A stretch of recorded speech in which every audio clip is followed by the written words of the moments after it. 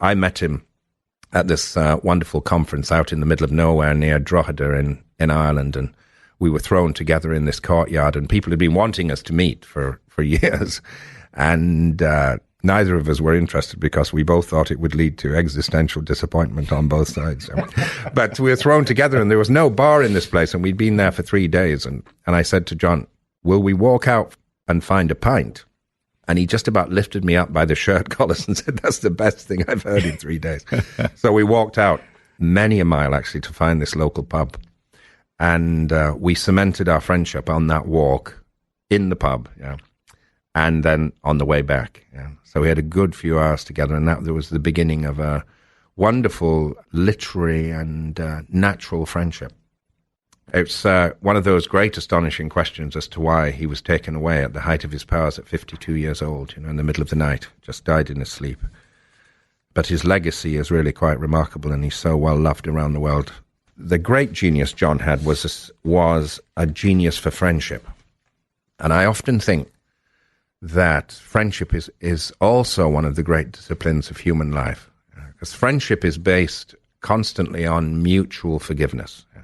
If you have a long friendship of many, many years, it means that person has forgiven you many times for your trespasses. and probably vice versa. Exactly. Yeah. Exactly. And so simply by that person being around, they have mercy in their understanding of your struggles. Yeah. I mean, the shock of losing him was so astonishing to begin with, and especially being such a charismatic combustion engine of a human being that he was, But now it's as in all grief, it's transformed into the sense of privilege that he was here at all. Yeah. Thank you for sharing that with us. I've had 100 questions. I still have lots to ask, and I'll never have enough time.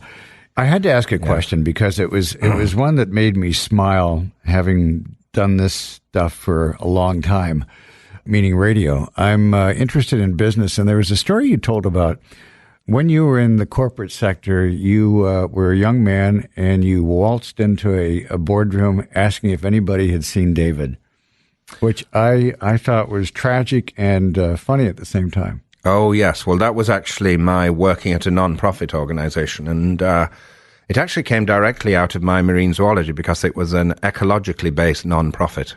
And I always say, if you really want to kill yourself, the non-profit is the place to go, because there's never enough money.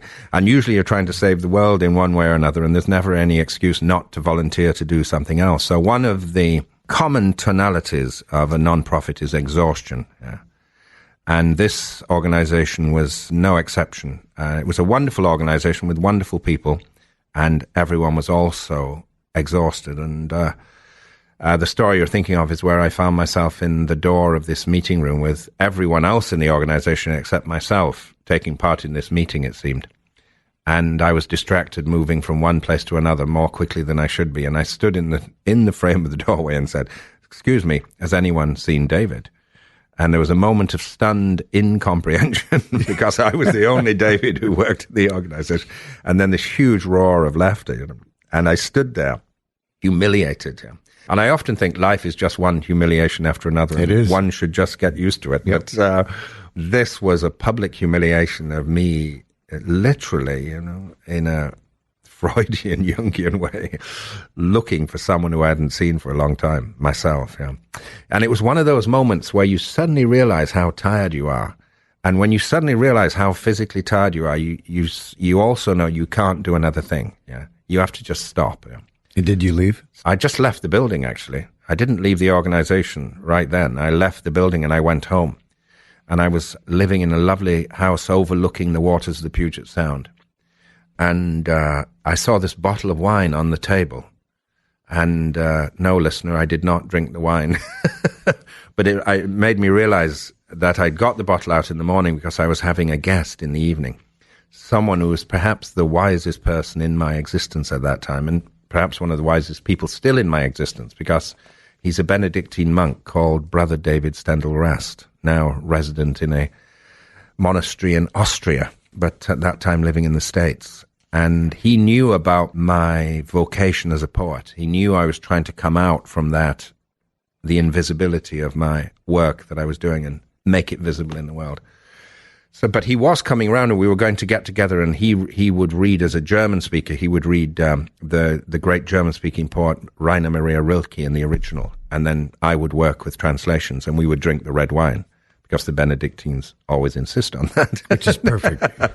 But he sat down, and I said to him, because I was so exhausted, I said, Brother David, I said, tell me about exhaustion. Speak to me of exhaustion like he was Cahill Gibran or something, you know. And he looked at me over his glass to see if I was serious, yeah? And he saw that I was totally shattered, and I was serious. And he said a beautiful thing to me. He said a life-changing thing to me. He said, you know, David, the antidote to exhaustion is not necessarily rest. I said, the antidote to exhaustion is not necessarily rest. I said, what is the antidote to exhaustion? He said, the antidote to exhaustion is wholeheartedness. You're so hung out to dry because a lot of the things you're doing, you're only half doing.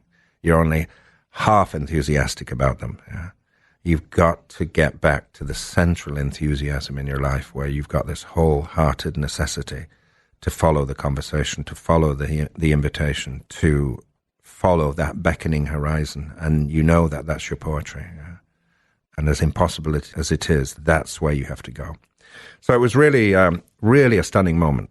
And Brother David would have been about 60 then, and he's now 87, and he's still just as spry and still as intelligent and still as drinking incisive, red wine. Probably because of the red wine. Yes. That's amazing. So, wholeheartedness. You know, I wish we had more time. I'd like to talk about some of the things that you do with your retreats that you have in Whidbey Island, yes. Those retreats are around my Institute for Conversational Leadership. You know, so they're people just wanting to take more of a visible responsibility in life or work. Yeah. The thing we didn't get to a lot of your corporate training, and maybe that was by design, but you do a lot of corporate training. You certainly work with individual groups, and you're quite the environmentalist. Well, I'm an amateur environmentalist, and I don't get much time actually to contribute to the causes that I'm cheering on from the sidelines. But hopefully, by working with all of the attempt of human beings to risk themselves in the world for something that they care about, you know. In poetry, you're risking yourself to say something about things you care about, to overhear yourself creating language against which there are no defenses. So hopefully, you know, just by helping people to be half a shade braver than they were before they heard you or read the piece that you've written, that contributes to a lot of these communal causes, which the lone poet is cheering on from the sideline. Yes. If people want to find out more about you and your work, it's pretty easy. It's David-Whyte with a Y, .com. Exactly. And then on my Facebook page which I found has been a remarkable way of actually having an almost daily contact, you know, with this worldwide listenership and readership. So it's along with photography. It's a nice way to stay connected, and it is, and it's very easy to do. Beautiful photography. Yeah. Well, thank you. That's something. I'm an accidental photographer. That's okay. Yes. Sometimes that's the nicest way for that to happen. Exactly. Yes. Yeah. I really want to thank you for coming by today. I am delighted that you shared so much of yourself today. Lovely. I hope you'll come back. Hopefully we can follow on with the conversation another time. And we might have some Irish whiskey. You never know. Next time? Yes. Very good. That won't be soon. Yeah, that will bring me back. This has been another episode of the Conversation Lab. The Conversation Lab is produced in Vancouver's downtown east side on the territories of the Musqueam, Squamish, and Tsleil-Waututh nations. Our thanks to them and the many not-for-profit organizations and community groups for their support of this radio program and podcast. If you enjoyed it, please don't forget to support your local community or campus radio station. Also, if you know of anyone or an organization with a story to share, please let them know about us. We can be found at coopradio.org or theconversationlab.ca. The Conversation Lab is magically produced by Kimit Sekon. Thanks, Kimit. Thanks for joining us. I'm Don Schaefer.